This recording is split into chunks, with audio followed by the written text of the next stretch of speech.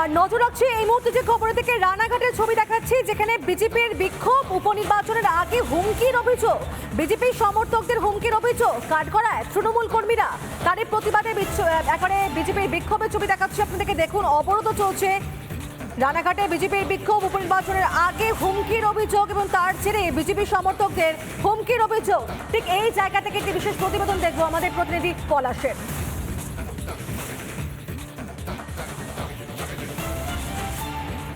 রানাঘাট দক্ষিণ বিধানসভা কেন্দ্রের উপনির্বাচনের কাউন্টডাউন শুরু, আর মাত্র হাতে কয়েকটি ঘন্টা টাইম। আর আজকে নির্বাচনের শেষ দিন। এই শেষ দিনে আমরা এখন দেখতে পাচ্ছেন আমার পেছনে যে সমস্ত মহিলারা দাঁড়িয়ে আছে, এরা প্রত্যেকেই আতঙ্কিত এবং ভীত সন্ত্রস্ত। তার কারণ একটাই, কি আপনাদের অভিযোগ? সরাসরি কথা বলুন। আমরা সুরক্ষা নেই। তারপরে রাত 12টার সময় লোক আসে, আমাকে ভোট দিতে মানা করে, আর ভোট দিলেই আমাকে গুলি হবে, আর ভোটের আগে যা খাবা তা খাইয়ে নাও, ভোটের পরে মারিয়ে দেবে। কিনা দ্বিতীয় সন্দেশখালী, এখানেও মহিলারা একই রকম ভূমিকা পালন করছে। একবারে সরাসরি এখানে চলে যাব ডিস্ট্রিক্ট প্রেসিডেন্ট অর্থাৎ বিজেপির কার্যকারী সভাপতি। এই যে মহিলারা আপনাদের কাছে এই ধরনের যে আবেদনগুলো জানাচ্ছে, আপনারা কি করবেন এটা নিয়ে? না, এটা কয়েকদিন ধরেই খুব পিসফুল ইলেকশন চলছিল। বিগত 2-3 দিন ধরে এরকম সন্ত্রাস চালাচ্ছে এবং যাদেরকে দিয়ে ভয় দেখানো হচ্ছে তারা আমরা তাদেরকে চিহ্নিত করছি। এনারা হয়তো তাদের চেনেন না এবং যে এদেরকে পাঠাচ্ছে তা সেগুলোও আমাদের চিহ্নিত করেছি। আমরা চাই পিসফুল ভোট হোক। তো কারা ভয়টা কারা দেখাচ্ছে, সন্ত্রাসের পরিবেশটা কারা তৈরি করছে? তৃণমূলের হারমাত বাহিনী, এবং এই তৃণমূলের হারমাত বাহিনীকে অ্যাসেম্বল করেছে তৃণমূলের একজন লিডার, 2জন লিডার, তার মধ্যে একজন সাংসদ আছেন। রাত হলেই আপনাদের কি আতঙ্ক বাড়ছে? মূলত রাত হলে আমাদের ভয় খাচ্ছে, বাইরে আওয়াজ আসছে, কারো বাড়ি যাচ্ছে, বেরোচ্ছে না ভয়তে, ওই জন্য চুপচাপ করে ঘরে থাকতে হচ্ছে। কিনা প্রাণ ভয়ে ঘর থেকে বেরোতে পারছে না রাতের অন্ধকারে, এমনই পরিবেশ। কিন্তু স্থানীয় পুলিশ প্রশাসন কি করছে এই নিয়ে প্রশ্ন। চলে যাব সাধারণ বিজেপির যারা নেতৃত্ব স্থানীয় আছে, আপনারা তো দলটা করেন, এই ধরনের অপ্রীতিকর ঘটনাগুলো আটকাতে কি ধরনের ব্যবস্থা নেবেন? না, এটা তো পলিটিক্যাল লড়াই হবে। আমরা লড়াই করছি, আমাদের কর্মীরা লড়াই করছে, অনেকেই আমাদের আক্রান্ত হচ্ছে, দীর্ঘদিন ধরে করছে, তাতেও আমাদের মাটি আমরা ছাড়িনি। রানাঘাট লোকসভা কেন্দ্রের রেজাল্ট পেয়েছেন, প্রত্যেকটা বিধানসভাতে আমরা লিড পেয়েছি, একমাত্র নবদ্বীপটা বাদ দিলে। স্বাভাবিক লড়াই আমাদের চলছে, লড়াই ময়দানে হবে, এক বিন্দু রক্ত থাকতেও আমরা মাটি ছাড়বো না। ইতিমধ্যে কেন্দ্রীয় বাহিনীর রুট মার্চ শুরু করলেও রাজ্য পুলিশের তরফ থেকে কিন্তু এখনো পর্যন্ত সেই ধরনের কোনো সদর্থক ভূমিকা নিতে দেখা যায়নি।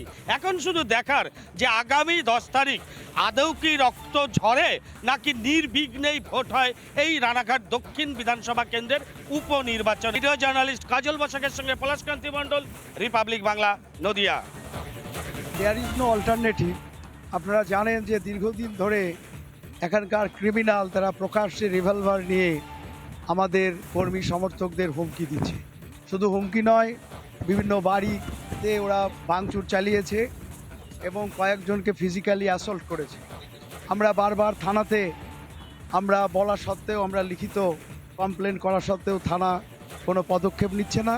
সুতরাং গণতান্ত্রিক উপায়ে আমাদের এই আন্দোলন করা ছাড়া উপায় নেই। আমরা মানুষের কাছে এই যে পরিস্থিতি সেটা তুলে ধরছি। আমরা বরাবরই শান্তির পক্ষে আছি, গণতন্ত্রের পক্ষে আছি। সদ্যসমাপ্ত লোকসভা নির্বাচনে এই বিধানসভায় এখনকার তৃণমূলের যিনি প্রার্থী তাকে 37,000 ভোটের ব্যবধানে এই দেবগ্রাম অঞ্চল তথা এই বিধানসভার লোক তাকে পরাজিত করেছে। তাই আজকে তৃণমূল কংগ্রেসের পায়ের তলায় মাটি নেই। আজকে তাদের সমস্ত সমাজ বিরোধীদের একত্রিত করে শান্তিপুরের কুখ্যাত সমাজ বিরোধী বাবু মস্তান বিভিন্ন এলাকার সমাজ বিরোধীদের জড়ো করে আজকে এখানকার শান্তির পরিবেশকে অশান্ত করার চেষ্টা করছে। লোকাল থানাকে বারবার বলা সত্ত্বেও এখানকার ওসি দলদাস পুলিশ প্রশাসন আজকে নীরব দর্শকের ভূমিকা পালন করছে। তাই ভোটকে শান্তিপূর্ণ করবার স্বার্থে আমরা এখানে রাস্তা অবরোধ করছি। মানুষ ভোট দেবে, বিজেপি জিতবে, মনোজ বিশ্বাস জিতবে, উন্নয়ন জিতবে। রাজ্যের স্বাস্থ্য ব্যবস্থার অস্বাস্থ্যকর ছবি ফের শিরোনামে। সরকারি সুপার স্পেশালিটি হাসপাতাল এসএসকে চরম ভোগান্তির শিকার ক্যান্সার আক্রান্ত রোগী। স্বাস্থ্যকর্মীদের দুর্ব্যবহারের পাশাপাশি বিভ্রান্ত করার অভিযোগ করছে রাজ্যের এই প্রথম সারির সরকারি হাসপাতালে। দেখুন,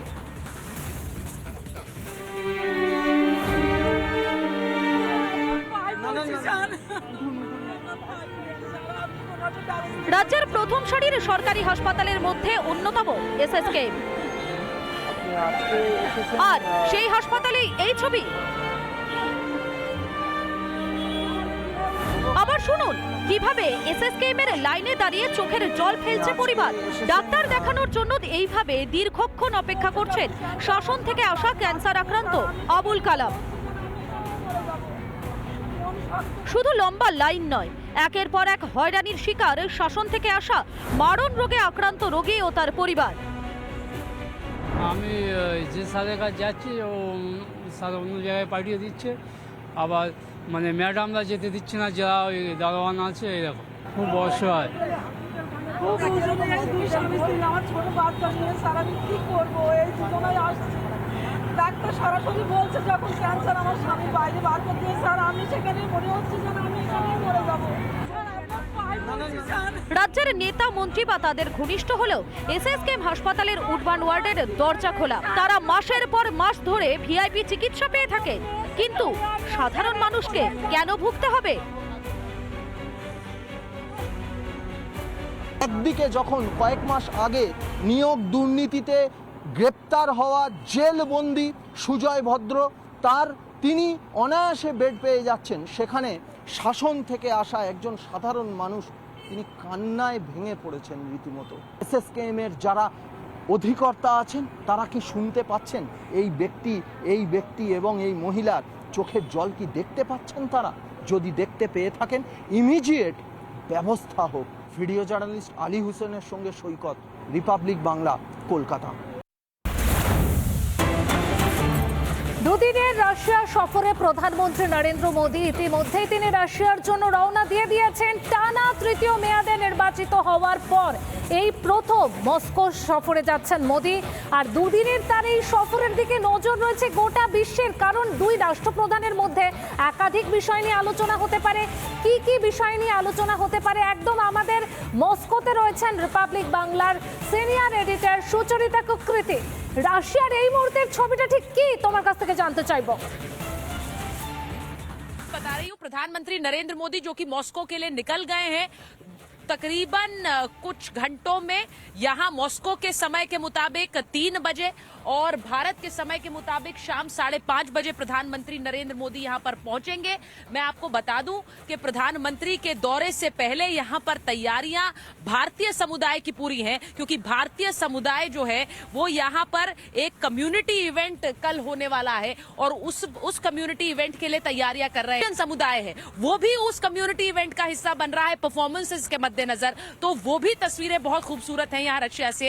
आपको बताऊं कि प्रधानमंत्री का ये तीसरा कार्यकाल है और उस तीसरे कार्यकाल में उन्होंने रशिया को चुना है अपने पहले द्विपक्षीय दौरे के लिए। इसकी अहमियत समझिए, क्योंकि रशिया और भारत के बीच के जो रिश्ते हैं वो पिछले कई दशक के रिश्ते हैं।